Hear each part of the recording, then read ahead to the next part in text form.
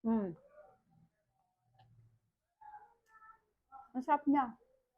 Happy New Year sa lahat kasi nga nanawa tayo sa, alam mo yun, yung matamis natin kunain dahil New Year nga, today is January 1, 2025. Welcome natin ng 2025.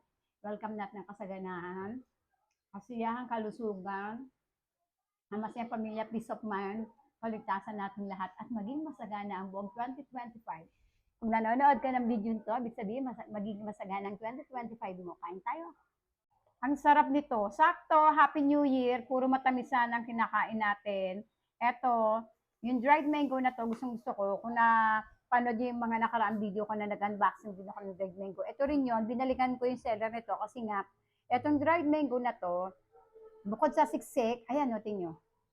Siksik, ang dami niya kasi may konting bigat siya. Tapos, meron siyang asim. Hindi siya puro tamis. Nagbe-blend yung asim, tamis, sarap, linamnam, chewy. Ang sarap nitong manggang to. Ang sarap. Mapapangiwi ka na meron tamis. Masarap, malinamnam.